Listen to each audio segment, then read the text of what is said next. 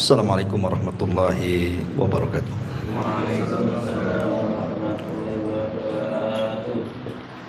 Alhamdulillah wassalatu wassalamu ala Rasulillah wa ala alihi wa sahbihi wa mawalah wa la hawla wa la quwata illa billahi wa ba'd.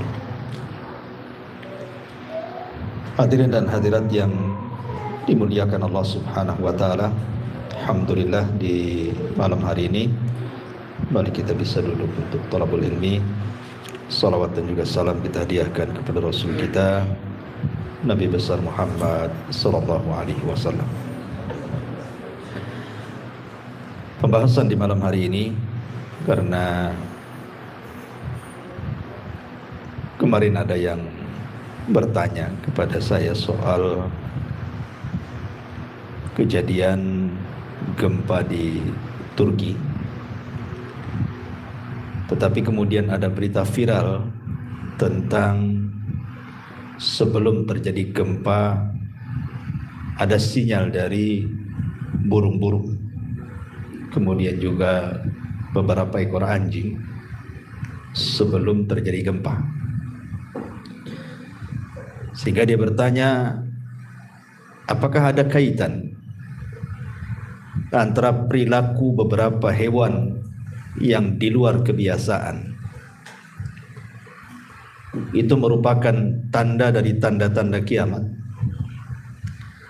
atau hanya sekedar tanda-tanda akan terjadinya bencana besar, atau hanya perilaku tabiat saja.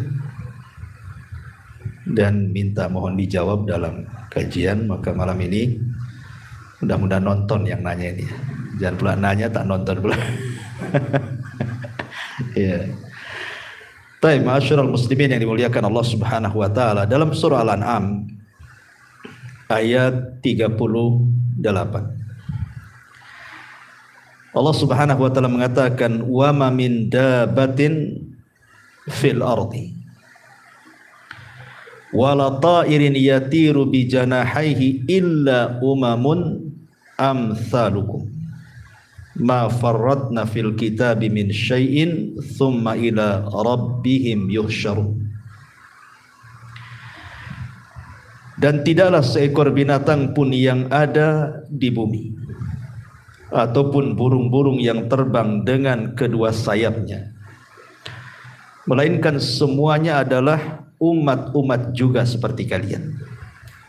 Tidak ada satupun yang kami luputkan dalam kitab, kemudian kepada Tuhan mereka lah mereka dikumpulkan. Dari ayat ini kita tahu bahwa binatang ataupun hewan itu sama dengan kita. Mereka adalah umat yang Allah ciptakan. Makanya Allah mengatakan illa umamun amsalukum, kecuali semuanya hewan-hewan dan binatang itu merupakan umat-umat juga seperti kalian. Sering kita mungkin mendengar bahwa manusia itu dilebihkan oleh Allah Subhanahu wa taala dengan akalnya, sementara binatang itu tidak memiliki akal katanya. Dia hanya sekedar makan, minum, menghabiskan syahwatnya kemudian mati. Sebenarnya tidak demikian. Jangan kita katakan bahwa binatang tidak berakal. Binatang punya akal, tapi tentu akal manusia jauh lebih tinggi dibandingkan akal mereka. Buktinya bahwa binatang itu berbicara sesama binatang, itu kenyataannya. Bahkan bukan hanya bicara dengan sesama mereka, sejenis mereka, terkadang juga berbicara dengan manusia. Contoh ketika Al-Quran bicara tentang Nabi Allah Sulaiman. Ketika Nabi Allah Sulaiman alaihi salatu wassalam kehilangan burung hudhud. Ketika itu Nabi Sulaiman berusaha untuk mencari hudhud, tapi hudhud juga tidak ketemu. Akhirnya kemudian Nabi Allah Sulaiman mengancam hudhud tersebut. Dia akan menyembelih, mengazab dengan keras, atau mendatangkan alasan, kan gitu. Kemudian setelah beberapa saat rupanya hudhud datang. Kemudian Hudhud memberikan alasan, terjadilah dialog antara Hudhud dan Sulaiman, ya kan? Di mana Hudhud mengatakan bahwa aku memiliki pengetahuan yang engkau tidak punya. Kemudian dia bercerita, aku terbang sampai ke Yaman, kemudian aku mendapatkan satu istana yang sangat megah dan dipimpin seorang ratu. Sayang mereka bukan para penyembah Allah, tapi mereka menyembah matahari, kan itu. Ya'buduna asy-syamsa wal qamar, dan juga bulan. Akhirnya kemudian Sulaiman pun mengirim surat lewat Hudhud. Singkat cerita, akhirnya semua yang ada di kerajaan itu, Ratu Balqis dan seluruh umat yang ada di situ masuk ke dalam Islam. Maksudnya ke agama Sulaiman. Berarti menunjukkan bahwa Hudhud inilah wasilah hidayah masuk Islamnya Ratu Balqis dan orang-orang Saba, ya kan? Syahidnya di sini terjadi dialog. Kalau tidak berakal tidak mungkin berdialog, ya kan? Ya. Kemudian juga masih kisah Sulaiman. Ketika Nabiullah Sulaiman bergerak dengan pasukannya, kemudian Raja Semut bicara dengan pasukannya dan mengatakan, ya ayyuhan namlu udkhulu masakinakum la yahtimannakum Sulaiman wa junuduhu wa hum la yash'urun, kan itu. Wahai pasukan semut, segera kalian masuk ke rumah-rumah kalian. Jangan sampai Sulaiman menginjak kalian, sementara dia tidak tahu kalau dia sedang menginjak kalian. Dialog sesama semut dan dialog antara burung Hudhud dengan Nabi Sulaiman menunjukkan mereka punya akal, kan gitu ya. Kalau tidak punya akal, kenapa bisa terjadi dialog, bicara? Ya. Akan tetapi apa yang kita lihat dari binatang-binatang itu tentu tidak sebagaimana yang Allah sembunyikan dari binatang-binatang itu. Tidak semua kita tahu kan kehidupan binatang, hanya kita lihat dohirnya saja. Tetapi yang tersembunyi di antara mereka kan kita tidak tahu, hanya Allah yang tahu. Tapi dari dua dalil itu menunjukkan bahwa binatang juga punya akal. Dan terkadang yang lebih hebatnya adalah binatang itu dilebihkan dari segi ubudiyah dibandingkan manusia. Manusia kebanyakan sekarang banyak kufur. Ada yang musyrik, ada yang kafir, kan itu ya. Ada yang menyembah bintang, bulan, macam-macam disembah di dunia ini. Tapi binatang tidak pernah menyekutukan Allah. Makanya Allah Subhanahu wa taala mengatakan, wa im min kulli syai'in illa yusabbihuna bihamdi walakin la tafqahuna tasbihahu. Segala sesuatu yang Allah ciptakan, apakah benda matinya atau hewan-hewannya, semua bertasbih kepada Allah Subhanahu wa taala. Cuman kita tidak tahu tasbih mereka. Kita tidak tahu tasbih mereka. Tapi Allah Subhanahu wa taala membahasakan illa yusabbihuna bihamdi, kecuali mereka bertasbih dengan memuji Allah. Artinya kalau seandainya Allah perdengarkan mereka bertasbih, maka kita akan mendengar mereka mengucapkan alhamdulillah. Kalau seandainya kita mendengar diperdengarkan batu bertasbih, maka batu akan mengucapkan alhamdulillah. Kalau seandainya kita diperdengarkan bagaimana hewan-hewan bertasbih, tentu kita akan mendengar mereka dengan bahasa mereka menyebut alhamdulillah, karena mereka bertasbih dengan memuji Allah. Bahasa kita memuji Allah alhamdulillah, ya tentu dengan bahasa mereka, ya kan, yang kita tidak paham. Tapi yang jelas bahwa binatang dari segi ubudiyah ternyata jauh lebih hebat dibandingkan manusia. Ma'asyiral muslimin yang dimuliakan Allah Subhanahu wa taala. Kemudian juga yang perlu dipahami dari hewan ini bukan hanya sekedar ubudiyahnya saja mereka itu. Tetapi kita tahu bahwa tidak ada satupun hewan yang Allah ciptakan tercipta sia-sia, nggak ada. Tidak ada. Jangan antum mengatakan buat apa Allah ciptakan kodok, buat apa Allah ciptakan semut, ciptakan kecoa, kaki 1000 dan begitu seterusnya. Nggak perlu antum bertanya seperti itu. Kenapa demikian? Karena tidak ada satupun ciptaan Allah Subhanahu wa taala itu yang sia-sia. Semua ada manfaatnya. Dan itu ditunjukkan di dalam sebuah ayat di dalam Al-Qur'anul Karim. Allah Subhanahu wa taala berfirman di sini bahwa tidak ada satupun ciptaan Allah yang sia-sia.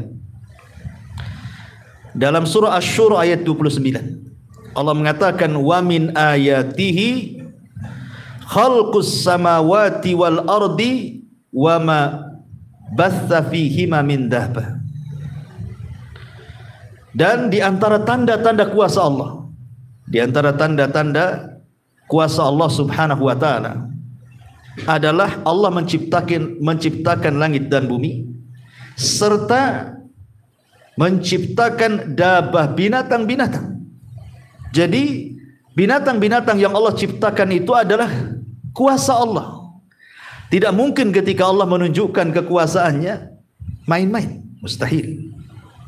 Ya, tidak mungkin Allah ketika menciptakan sebuah perkara yang itu menunjukkan kekuasaannya abath, tidak ada faedahnya. Tidak. Ya, ciptaan Allah Subhanahu wa taala itu semua ada hikmah di dalamnya, diketahui atau tidak, ada hikmah. Termasuk kenapa Allah menciptakan iblis, Fir'aun, Namrud, semua ada hikmahnya. Tidak ada satupun ciptaan Allah Subhanahu wa taala yang abath, yang main-main itu tidak ada. Ya. Ma'asyiral muslimin yang dimuliakan Allah Subhanahu wa taala, taib. Allah Subhanahu wa taala terkadang memberikan penglihatan kepada binatang itu jauh lebih tajam dibandingkan penglihatan manusia. Jauh lebih hebat, lebih tajam dibandingkan manusia. Satu dunia sejak zaman dulu sampai sekarang tidak ada orang yang melihat malaikat kecuali memang orang-orang tertentu yang diperlihatkan, kan? Nabi di ketika Isra Mi'raj, atau Nabi Adam ketika dulu diperciptakan, ya kan? Tetapi kebanyakan manusia tidak sanggup melihat malaikat kecuali dalam bentuk tasyakul. Makanya malaikat menjelma sebagai manusia. Seperti hadis Umar bin Khattab radhiyallahu an, Jibril menjelma orang yang sangat putih bersih, rambutnya hitam, pakaiannya putih, ya nampak dalam bentuk ketika dia tasyakul, beralih rupa. Tapi dalam bentuk asli tidak ada yang tahu seperti apa bentuk malaikat. Kita hanya tahu sifat-sifatnya dari Nabi saja, bahwa malaikat itu bersayap dan Jibril itu punya 600 sayap, dan Al-Quran menjelaskan bahwa malaikat bersayap. Ada yang 2, ada yang 4, ada yang banyak sekali, ya. Tetapi perhatikan hadis Abu Hurairah radhiyallahu an. Nabi SAW bersabda dalam hadis yang dikeluarkan Bukhari dan Muslim itu, idza sami'tum siyahad diyaki fas'alullaha min fadli fa innaha ra'at malakan. Nah, perhatikan di sini. Apabila engkau melihat kokokan ayam, maka mintalah kepada Allah dari karunia-Nya. Kenapa? Karena ayam itu sedang melihat malaikat. Mereka bisa melihat malaikat, kita tidak bisa. Artinya kan pandangan hewan itu terkadang lebih tajam dibandingkan pandangan kita. Dia bisa melihat malaikat. Bahkan bukan hanya itu saja, setan pun bisa dilihat. Makanya hadis berikutnya, wa idza sami'tum nahiqal himari, apabila engkau melihat ringkikan keledai, fata'awwadhu billahi minasyaitan, maka berlindunglah kepada Allah dari syaitan, fa innahu ra'a syaitanan, karena keledai itu sedang melihat setan. Lihat, ada binatang-binatang itu yang tajam penglihatannya, kita tidak bisa melihat setan. Padahal Allah mengatakan apa? Innahum yarakum min haitsu la tarawnahum. Mereka bisa melihat kita, kita tidak bisa melihat mereka. Tapi ada binatang yang mampu melihat mereka, melihat malaikat. Berdasarkan hadis Abu Hurairah radhiyallahu anhu di sini. Dalam riwayat, idza sami'tum nubahal kilab wa nahiqal humri bil laili fata'awwadhu billahi fa innahunna yarayna ma la tarawna. Apabila kalian mendengar gonggongan anjing atau ringkikan keledai tengah malam, maka berlindunglah kepada Allah Karena anjing dan keledai itu sedang melihat sesuatu yang kalian tidak bisa melihatnya, ya kan? Menunjukkan apa? Pandangan hewan ternyata lebih tajam dibandingkan manusia, bisa melihat hal-hal yang gaib. Ini dari segi pandangan, ya. Dari segi pendengaran, hewan itu terkadang dia lebih tajam pendengarannya. Bayangkan saja ma'asyiral muslimin yang dimuliakan Allah Azza wa Jalla. Hewan-hewan itu mampu mendengar orang yang diazab di kuburan. Kita tidak bisa mendengar, tapi hewan bisa mendengar orang yang sedang diazab itu. Dan itu ditunjukkan dalam hadis Nabi SAW, ketika Nabi SAW mengatakan, innal abda idza wada'a fi qabrihi wa tawalla anhu ashab. Apabila seorang hamba diletakkan di liang lahat, kemudian dipendam, kemudian orang yang mengantarnya sudah mulai balik pulang, ya. Apa yang terjadi? Kemudian datang Munkar dan Nakir bertanya kepada sang mayit itu tentang 3 soalan, man rabbuka wa man nabiyuka wa ma dinuka. Kalau mereka tidak bisa menjawab, summa yudrabu bimitrakin min hadidin dharbatan baina udhunaihi.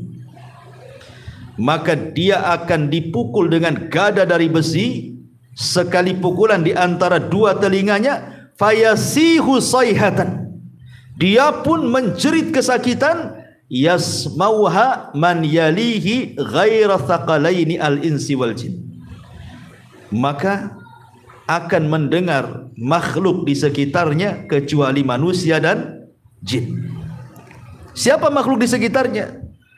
Dalam riwayat tasma'uhul bahaim, di mana bahaim itu binatang-binatang ternak mendengarnya. Kalimat bahaim itu artinya kambing, sapi, unta, itu disebut bahaim. Makanya Allah mengatakan bahimatul an'am. Hewan yang dikurbankan itu harus dari minal bahaim, kan itu. Bahaim itu maksudnya kambing, sapi, unta. Nah, itu maksudnya bahaim. Dalam riwayat tasma'uhul bahaim, atau bahaim itu artinya hewan-hewan. Jadi hewan-hewan itu bisa mendengar. Ya, orang yang sedang diadab di kuburan, manusia tidak bisa mendengar. Makanya dalam hadis yang disahihkan oleh Syekh Nasiruddin Albani rahimahullahu taala, yang dikeluarkan Imam Tabrani dari Ummu Bashir radhiyallahu anha, kata Nabi SAW, ista'idzu billahi min adzabil qabri, innahum yu'adzabuna fi kuburihim adzaban tasma'uhul bahaim. Berlindunglah kepada Allah dari azab kubur, karena mereka diazab di kubur-kubur mereka dengan azab yang pedih yang hanya bisa didengar oleh bahaim, hewan-hewan saja. Menunjukkan bahwa pendengaran hewan itu luar biasa, ya kan? Dia punya ketajaman mendengar melebihi manusia, punya penglihatan yang jauh melebihi pandangan manusia, bahkan punya insting yang luar biasa. Punya insting yang luar biasa hewan-hewan itu, sehingga mereka mampu mendeteksi hal-hal yang bisa membahayakan kepada mereka. Nanti saya akan jawab dari pertanyaan itu. Tapi bertolak dari sini, ma'asyiral muslimin yang dimuliakan Allah Azza wa Jalla, apakah kemudian perilaku-perilaku binatang yang aneh yang kita saksikan di media, sebelum terjadi gempa, sebelum terjadi gunung meletus, sebelum terjadi tsunami, kan banyak keanehan-keanehan itu kan, ya. Apakah itu satu, dia adalah tanda dari tanda-tanda kiamat? Maknanya kiamat sudah dekat. Satu, ini yang harus dijawab. Yang kedua, apakah dia hanya sekedar sinyal saja bahwa dengan perilaku binatang yang aneh yang tidak biasa itu menandakan akan terjadi musibah besar, gempa kah, tsunami kah, gunung meletus kah, dan begitu seterusnya? Atau itu hanya tabiat biasa binatang? Pertama saya jawab, ya. Apakah dia dari tanda-tanda kiamat? Maka kita katakan tidak ada satupun riwayat, baik Al-Quran, baik hadis Nabi SAW, bahwa perilaku-perilaku aneh binatang sebelum terjadi musibah itu satu di antara tanda-tanda kiamat. Tidak besar, tidak kecil. Maksudnya tidak masuk dalam tanda-tanda kiamat kecil, Tidak juga masuk pada tanda-tanda kiamat besar, karena tidak ada. Contoh umpamanya sebelum terjadi tsunami banyak ikan, ya kan pernah terjadi itu. Sebelum terjadi itu kan ikan banyak, nggak ada biasa, kok tahu ikan banyak. Kemudian di Cina tiba-tiba kemudian kodok semua loncat ke jalan raya, entah berapa ribu kodok di jalan raya. Setelah itu terjadi gempa, ya. Atau di Wuhan sebelum terjadi gempa di Cina itu kan harimau itu sampai menabrak-nabrakan kepalanya itu di pintu-pintu. Setelah itu terjadi gempa. Bahkan saya baca di artikel itu ketika sebelum terjadi tsunami, gajah-gajah itu di Sumatera sana itu berperilaku aneh, seolah-olah tahu ada tanda seperti itu. Ya termasuk yang terbaru yang viral sekarang kan, ya sebelum terjadi gempa di Turki ya. Semoga Allah melindungi mereka. Jadi terjadi aneh, burung itu tiba-tiba dengan kawanannya berkumpul di satu tempat, kemudian terbang memutar kan gitu. Dan banyak lagi. Terus di mana itu? Di Kango saya baca itu ketika sebelum terjadi tsunami, mereka melepaskan kura-kura kecil. Kura-kura itu tidak mau masuk laut, balik lagi. Habis itu terjadi tsunami kan? Kan aneh perilaku seperti ini. Ada lagi kambing yang mutar-mutar 12 hari itu sudah mati semua. Kan gitu ya. Tapi itu katanya karena penyakit itu. Karena kan nggak terjadi apa-apa. Habis itu mati semua, ternyata dideteksi oleh pihak kesehatan itu penyakit gitu. Ya, penyakit kambing wallah alam. Tapi kan aneh sebab viral itu kambing putar-putar 12 hari habis itu mati coba. Nggak berhenti 24 jam, 12 hari. Tapi kan aneh itu kan bagi kita itu kan. Perilakunya kok aneh-aneh gitu. Kalau ini memang menunjukkan dekatnya kiamat, maka kita katakan tidak benar. Kenapa? Karena diutusnya Nabi SAW saja sudah pertanda dekatnya kiamat. Rasul yang mengatakan saya dan hari kiamat itu seperti dua jari begini. Ana was-sa'atu kahataini. Saya dan kiamat seperti ini. Kemudian dirapatkan kata Nabi. Artinya diutusnya Nabi saja sudah mendekati kiamat, tapi tak kiamat-kiamat. Ya. Wafatnya Rasul tanda-tanda kiamat. Peperangan para sahabat mulai dari perang Jamal, perang Siffin, perang Nahrawan gitu ya. Tanda kiamat. Terbelahnya bulan tanda kiamat kan itu. Tapi tidak ada dalam hadis-hadis yang sahih tanda-tanda kiamat itu adanya perilaku binatang yang berbeda dengan kebiasaannya. Kalau itu adalah tanda dekatnya kiamat, sejak dulu juga banyak tanda-tanda yang menunjukkan dekatnya kiamat. Toh sampai hari ini juga gak kiamat-kiamat gitu maksudnya kan. Jadi kita katakan ini bukan tanda-tanda kiamat, tidak masuk dalam tanda-tanda kiamat kecil, tidak pula masuk dalam tanda-tanda kiamat besar. Karena tanda-tanda kiamat kan besar jelas. Dimulai dengan Imam Mahdi, kemudian muncul Dajjal, kemudian turun Isa bin Maryam, kemudian Ya'juj dan Ma'juj, kemudian matahari terbit dari arah barat, kemudian ada Dukhan. Nah, kemudian setelah Dukhan terbit matahari dari arah barat, kemudian setelah itu ada binatang yang melata, kemudian setelah itu terjadi gempa di arah timur, barat dan jazirah Arab, kemudian api yang menggiring manusia ke tempat kumpul mereka di Syam. Jelas tanda-tanda kiamat besar kan? Tidak ada di situ. Tanda-tanda kiamat kecil pun tidak masuk. Walaupun menjadikan kebingungan para ulama kan, karena ini kan kejadian ini kan akhir-akhir ini saja terjadi. Sebelum-sebelumnya kan nggak ada gitu ya. Sehingga menjadi pertanyaan gitu ya, menjadi pembahasan para ulama juga. Dan yang saya baca dari artikel-artikel yang ditulis oleh para ulama ataupun dari YouTube yang saya dengar ceramah mereka, bahwa itu bukan tanda-tanda, maksudnya bukan dimasukkan dalam tanda-tanda kiamat kecil, juga bukan termasuk tanda-tanda kiamat besar ya.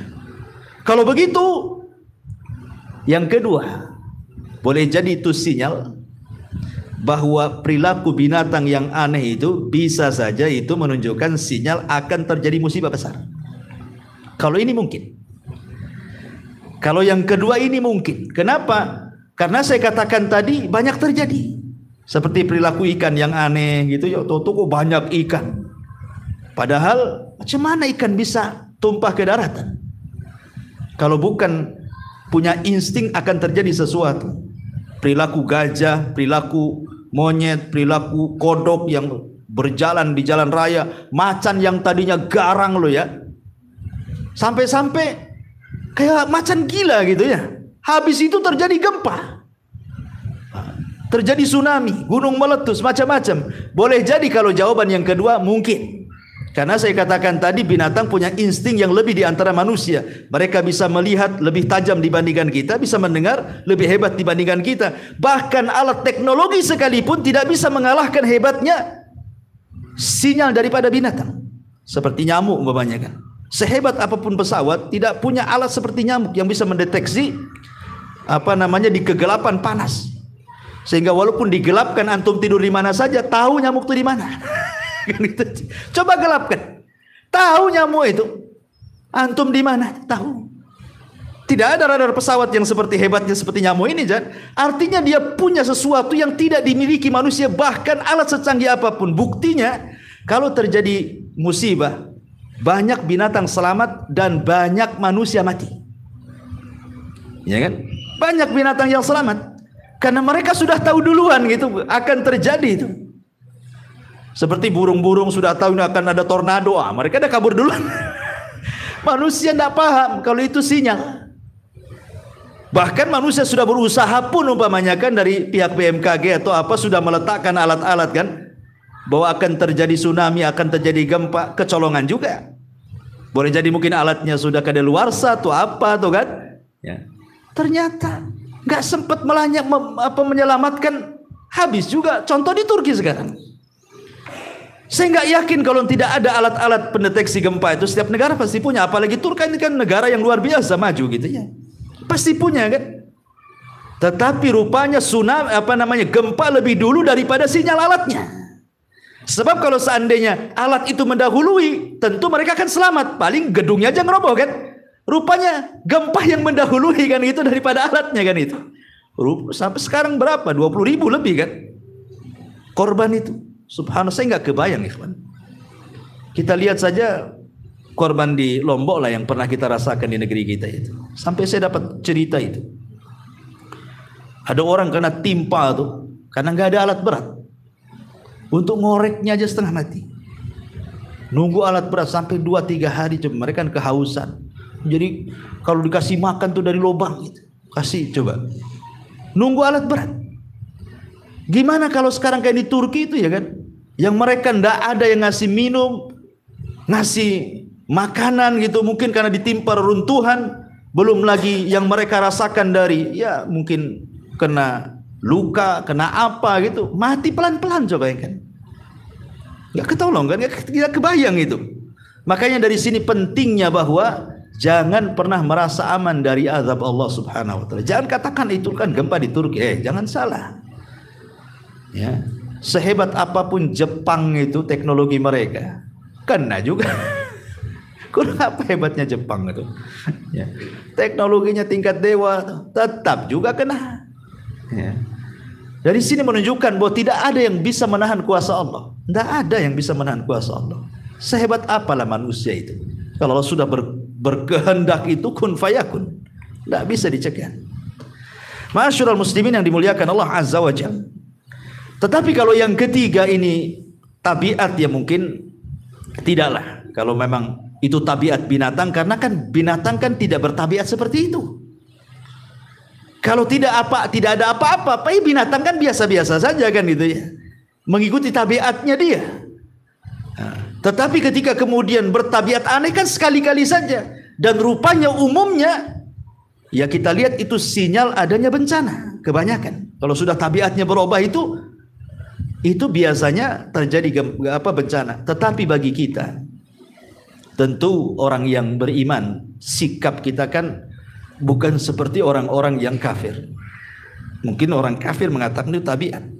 Jangankan perilaku binatang yang aneh dikatakan tabiat. Gempa saja dikatakan biasa. Itu geser lempengan saja katanya. Ya kan? Gunung meletus ya biasa saja. Gempa biasa katanya, yaitu ada lempengan yang bergeser, atau mungkin gerhana ya biasa saja, tiap tahun juga terjadi gerhana. Itu kalau pandangan orang-orang kafir. Tapi kita pandangan orang yang beriman berbeda. Kenapa? Karena Allah Subhanahu wa taala mengatakan wa manursilu bil ayati illa takhwifa. Tidaklah kami utus tanda-tanda kuasa Allah Subhanahu wa taala kecuali hendak menakut-nakuti hambanya. Bagi kita orang yang beriman, gerhana itu bukan perkara biasa. Karena buktinya setelah terjadi gerhana itu ada juga musibah kan? Sinyal juga tuh. Berapa banyak setelah terjadi gerhana tahu-tahu gempa, ya kan? Tahu-tahu ada musibah di mana-mana. Boleh jadi ketika Allah sedang menakut-nakuti kita, kita pula tak takut. Ya. Artinya bagi seorang yang beriman itu kejadian-kejadian aneh ataupun terjadinya gempa, terjadinya tsunami, gunung meletus atau gerhana, bagi kita itu bukan persoalan biasa, bukan. Bukan persoalan teori, tidak. Allah sengaja mengirim bencana-bencana itu untuk menakut-nakuti hambanya.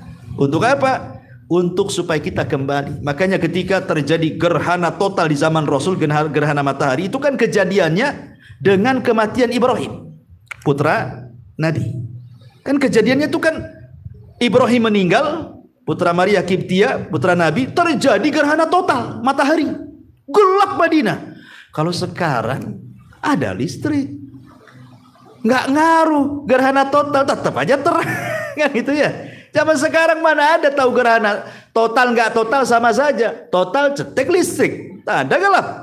Di zaman itu kan susah penerangan. Kalau gelap ya gelap sekali. Makanya wajar ketakutan. Sampai Rasul itu ketinggalan sesuatu yang dipakai, saking takutnya menuju masjid. Ada yang ketinggalan.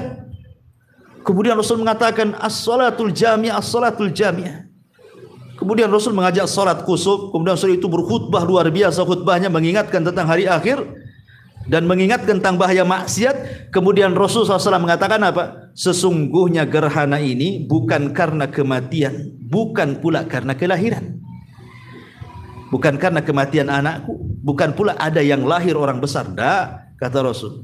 Tetapi gerhana itu liyukhawifu bihi ibadah, untuk menakut-nakuti hambanya. Makanya Allah mengatakan wa manursilu bil ayati illa takhwifa. Tidaklah kami utus kekuasaan Allah kecuali untuk menakut-nakutinya.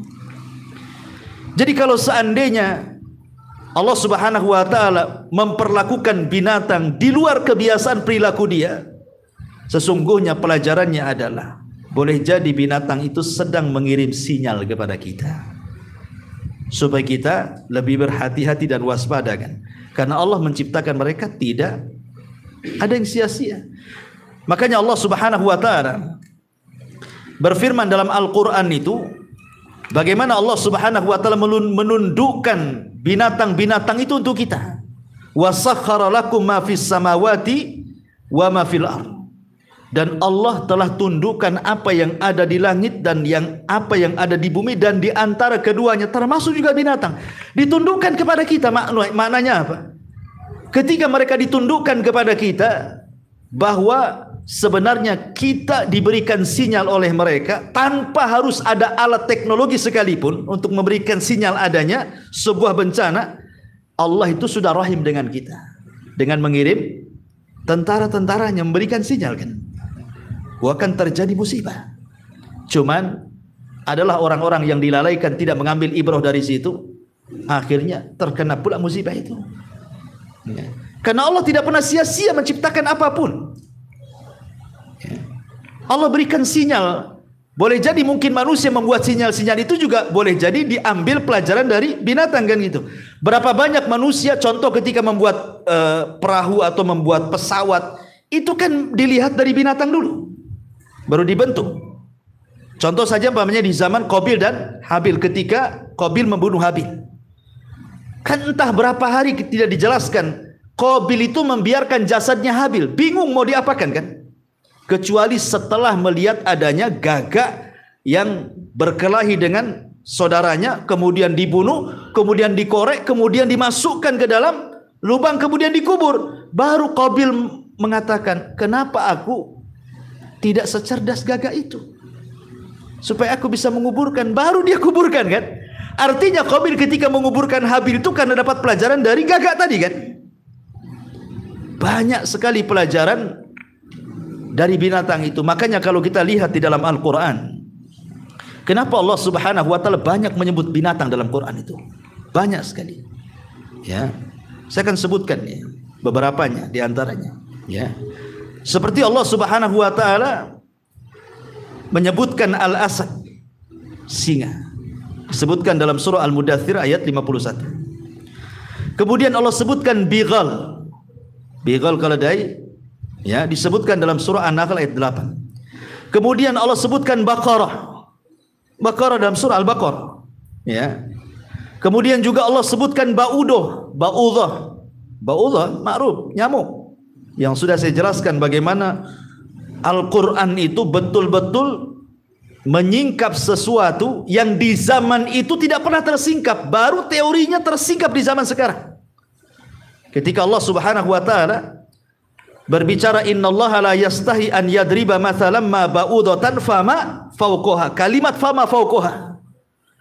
Dan sungguhnya Allah tidak malu untuk membuat permisalan seperti seekor nyamuk atau yang lebih kecil dibandingkan nyamuk. Kemudian Allah membahasakan dengan kalimat fama fauqaha. Fauq itu artinya di atas. Ya. Rupanya setelah diteliti di zaman sekarang, rupanya di nyamuk betina itu ada nyamuk lagi berada di kepalanya dan makanannya ada di kepalanya, kan gitu ya. Dan itu hanya bisa dilihat oleh teknologi, kan gitu ya. Oleh mikroskop, baru nampak tuh. Rupanya di situ ada binatang lagi yang makanannya dari kepala nyamuk itu juga, gitu ya. Zaman dulu kan orang-orang jahiliyah mentertawakan, apalah Muhammad ini mempermisalkan nyamuk. Allah mempermisalkan nyamuk, kemudian ada binatang lebih kecil daripada nyamuk. Rupanya Allah Subhanahu wa taala ketika berfirman seperti ini bukan main-main. Sekarang sudah tersingkap semuanya, ya. Kemudian juga Allah Subhanahu wa taala sebutkan jarad, belalang, yang ketika bercerita tentang azabnya kaum Fir'aun. Ya, dikirim belalang yang banyak, kodok, ya kan? Kemudian kutu, itu kan disebutkan juga dalam Quran, ya. Kemudian unta, ya. Kemudian juga disebutkan al-hut, ikan, dalam cerita Nabi Yunus, ya kan? Kemudian juga khail, kuda, ketika bercerita tentang Nabi Sulaiman memandang kuda-kudanya sampai dilupakan sholat. Akhirnya besoknya disembelih semua kudanya, kan? Dan Allah ganti dengan angin, karena dia meninggalkan sesuatu karena Allah Subhanahu wa taala. Kemudian Allah juga menyebutkan hinzir, babi, ketika Allah haramkan binatang-binatang yang menjijikan seperti babi. Kemudian dzubab, lalat, Allah juga sebutkan bagaimana ketika Allah menyindir berhala-berhala itu, mereka lemah. Kemudian Allah mengatakan lan yakhluqa dzubab. Saking lemahnya berhala itu tidak sanggup menciptakan seekor lalat. Padahal lalat itu kan binatang yang kita hinakan tuh, hidup di kotoran-kotoran, ya. Kemudian juga Allah menyebut kalimat difdah, kodok, ya kan. Kemudian menyebut al-ijl. Ijl itu patung anak sapi yang kecil, itu disebut al-ijl. Makanya Samiri membuat patung anak sapi, ya. Kemudian juga Allah menyebutkan al-ankabut. Al-ankabut ini laba-laba. Ketika mempermisalkan orang-orang musyrik itu seperti laba-laba lemahnya. Seperti laba-laba lemahnya. Ya, kenapa? Karena laba-laba itu keluarganya itu kalau tidak dibunuh membunuh. Nah, gitu ya. Lihat laba-laba itu. Tidak ada satu sarang ada dua laba-laba, nggak ada ceritanya. Laba-laba itu cuma ada satu laba-laba setiap sarangnya. Kalau ada dua pasti yang satu mati, nggak ada hidup. Kenapa? Karena si jantan ini kalau sudah menghamili si betina, betina akan membunuh jantannya, kemudian akan memakannya. Nanti nih si betina kalau sudah melahirkan, dia akan dibunuh anaknya. Kemudian nanti kawin lagi anaknya dengan jantan, dibunuh lagi jantannya. Punya anak lagi, anaknya bunuh pula ibunya. Si bunuh membunuh saja itu laba-laba tuh. Ceritanya kan. Lihat bagaimana keluarga laba-laba itu, kalau enggak qatil maktul, kalau enggak membunuh dibunuh. Saking lemahnya sarang laba-laba itu, tidak ada kondusif dalam keluarga, gitu maksudnya. Itulah permisalkan dengan orang-orang musyrik itu seperti itu. Dha'ufat talib wal matlub, gitu ya. Yang mintanya lemah, yang dimintanya juga dua-duanya lemah, tidak bisa saling memberi, ya. Kemudian juga Allah Subhanahu wa taala juga sebutkan al-qiran, kera, ya. Seperti kutukan kepada Bani Israel, mereka dikutuk jadi kera. Kemudian kumal kutu, kemudian al-kalbu anjing, kemudian juga al-maiz, ya, kambing, ya, kambing bahasa kitanya kambing kacang, ini disebut maiz itu, ya. kemudian nakhlah, tawon, namal, semut, hudhud, kemudian juga alfil, gajah gitu ya. Kemudian juga al-ghurab, gagak, kemudian dabatul ar, dan binatang-binatang yang melata yang lainnya. Artinya sebanyak ini Allah sebutkan binatang-binatang, tidak mungkin kalau tidak ada pelajarannya. Semua ada pelajaran. Binatang yang Allah sebutkan dalam Al-Quran itu ada ibrah dan pelajarannya. Kalau kita kupas satu persatu, dan saya pernah dulu ya kalau nggak salah mengupas tentang binatang-binatang pemberi risalah hidayah, dan juga binatang-binatang justru yang menyesatkan manusia, memasukkan orang ke neraka. Ya, entah tahun berapa dulu ya. Intinya bahwa binatang-binatang yang berperilaku aneh di tengah-tengah kita ini jangan dianggap remeh, itu maksudnya ya. Boleh jadi akan terjadi sesuatu. Jangan dianggap biasa. Ya, karena orang yang beriman itu tidak mungkin melihat kejadian seperti itu kejadian biasa. Pasti Allah memberikan sinyal untuk menakut-nakuti kita. Sama dengan gempa, sama dengan tsunami, sama dengan gerhana. Wa manursilu bil ayati illa takhwifa. Tidaklah kami mengutus tanda-tanda kekuasaan kami kecuali untuk menakut-nakuti hambanya. Wallahu a'lam. Ini mungkin jawaban saya. Ya, kalau nggak puas ya tanya Ustaz lain lagi. Ya, taib. Sebelum saya tutup, mungkin antum ada yang bertanya, silakan. Ya.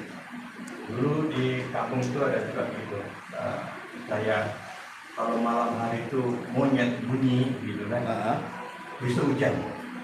Tapi kebetulan rata-rata betul gitu. Jadi kalau kita mempercayai itu termasuk cerita. Iya, kalau monyet bunyi pasti hujan. Selalunya hujan. Kebanyakan paginya itu hujan gitu. Tetapi pernah nggak bunyi tak hujan? Pernah juga. Ya bisa saja kalau memang itu merupakan sebuah kebiasaan. Artinya hukumnya secara aglab ya. Memang kebiasaan kalau monyet bunyi besoknya hujan. Ya, tetapi ingat bahwa jangan antum katakan hujan itu gara-gara bunyinya monyet. Gitu maksudnya. Itu sama dengan mengatakan mutirna binau'i kadza wa kadza, bahwa kami dihujani karena bintang ini dan itu. Itu kurang lebih seperti itu. Ya, bahwa bintang-bintang itu tidak mempengaruhi akan turunnya hujan, tetap yang memberikan hujan Allah. Sama juga, jangan katakan yang menjadikan hujan itu suara monyet berisik malam-malam. Nah, berarti besoknya hujan, seolah-olah hujan itu dinisbatkan karena berisiknya monyet. Nggak boleh. Ya, kalau itu bisa masuk syirkul asghar kan itu ya. Syirik kecil nggak boleh. Tapi kalau hanya sekedar ya kebiasaannya sih, kalau hanya menghabarkan saja kayak biasanya kalau bulan Januari ini musim hujan nih, apa aja gitu ya. Ya nggak apa-apa. Nah, biasanya kalau ada berisik-berisik ini besok hujan nih katanya. Ya, kalau menghabarkan saja nggak apa-apa. Tapi kalau meyakini bahwa hujan itu turun karena berisiknya monyet, ini masalah. Ya, karena monyet itu tidak mempengaruhi berisik-berisiknya kepada kejadian alam semesta. Ya, tetapi ya kita yakin bahwa perilaku yang aneh binatang itu pasti membawa sinyal kan gitu ya. Dia hanya bawa sinyal saja. Karena banyak kan kejadian-kejadian yang contoh mamanya saya sudah ringkas beberapa berita ya. Ya, contoh umpamanya kura-kura ya. Itu terjadi di Tonga di bulan Januari, entah kapan tahunnya ya. Tetapi ketika kura-kura itu dilepas ke lautan di Tonga itu, dia tidak mau. Padahal tabiat kura-kura kalau dimasukkan ke laut kan senang dia. Itu kan habitatnya di situ. Tidak mau dia. Balik lagi ke daratan. Rupanya apa? Setelah kejadian ini, tiba-tiba gunung meletus. Mereka paham. Kan ada sinyal di situ. Ya. Atau contoh di sini juga anjing. Ya. Jadi kejadiannya di Sri Lanka. Kejadiannya di Sri Lanka. Bahwa ada anjing itu ketika diajak sama tuannya ke pantai tidak mau. Tidak mau dia. Jadi dia ngamuk, nggak mau, nggak diseret-seret tak mau. Rupanya anjing itu sudah punya insting. Karena ketika serang beberapa hari setelahnya tahun 2004 itu terjadi tsunami. Di Sri Lanka itu terjadi tsunami dan banyak juga yang meninggal. Ya. Kemudian juga burung-burung. Ya, contoh sekarang yang lagi viral ya, lagi viral di YouTube itu kan burung-burung sebelum terjadi gempa Turki. Bukan Turki. Ya. Nah, itu kan habis kejadian aneh dari burung-burung yang sekawanan burung yang aneh perilakunya kan, tiba-tiba selang beberapa hari gempa hebat luar biasa. Masya Allah ya, sampai 9 kan gitu ya. Dan itu ada beberapa susulan kan, 20.000 ini luar biasa yang meninggal. Ya tentu dengan Suriah lah digabungnya kan, makanya perbatasan ya. Saya nggak kebayang Suriah itu sudah perang gitu ya, kena gempa lagi, Masya Allah ya, penderitaannya luar biasa. Ya. Kemudian juga burung bangau, ya, itu terjadi pada tsunami Aceh dan Nias juga. Ya, jadi burung-burung bangau itu yang biasanya hidup dengan normal di kawasan sekitar pantai itu tiba-tiba berbondong-bondong terbang menjauh, nggak mau lagi di situ, terbang jauh dengan kawanannya dari areal pantai itu. Setelah itu kan terjadi tsunami, ya, Aceh dan Nias gitu ya, dan juga ikan-ikan yang banyak tuh. Kemudian gajah, ya, juga disebutkan saat gajah memberontak, tidak tenang, kemudian kayak gerah gitu ya. Nah, itu pun terjadi dan menurut penelitian memang gajah itu punya insting yang luar biasa dia. Gajah itu memang luar biasa punya insting akan terjadi gempa, dia tahu tuh gajah itu.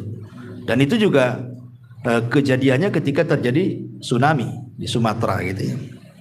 Kemudian juga lebah, ya, singa lah yang aneh itu ya. Kalau antum lihat di YouTube itu di Cina, itu singa itu tahulah binatang yang sangat agresif ya. Kayak singa sinting, gila kayak mabau itu. Semua diterjang dia. Ya, semua diterjang dia sama kepalanya. Tetapi kan setelah itu apa yang terjadi? Terjadi bencana alam luar biasa di Cina itu.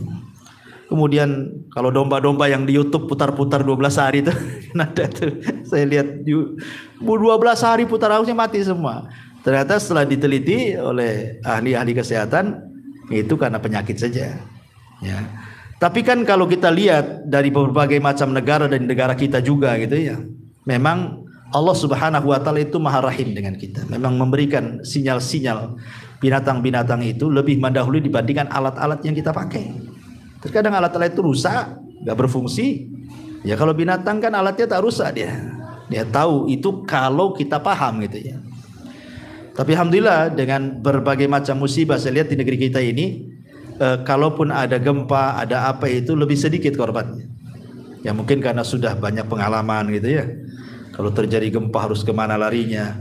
Tapi kalau di luar negeri coba sekarang kayak Turki kan udah lama tahun berapa kemudian gempa lagi sekarang kan. Ya persis seperti awal bencana di negeri kita juga. Ya, tapi yang jelas bahwa sekali lagi bahwa gempa dimanapun berada, mau di Turki jauh di hampir ke daratan Eropa sana, itu sebuah sinyal tanda-tanda Allah sedang menakut-nakuti dunia sebenarnya. Mau nggak kita kembali kepada Allah atau tidak? Karena semua kejadian alam semesta, semua keanehan binatang dan perilaku yang tidak biasa itu hanya satu sebenarnya, menunjukkan bahwa Allah itu ahad. Allah itu satu. Dialah yang mengatur alam semesta. Dialah mudabbirul amr, yang mengatur semuanya. Menjadikan negeri ini tenang, menjadikan negeri ini kacau, menjadikan gunung ini tenang, menjadikan gunung ini hancur, dan begitu seterusnya. Semua di tangan Allah Subhanahu wa ta'ala. Wallahu alam, saya kira cukup ya. Dan ada manfaatnya. Subhanakallahumma bihamdika, asyhadu an la ilaha illa anta astaghfiruka wa atubu ilaik. Allahu ta'ala alam. Assalamualaikum warahmatullahi wabarakatuh.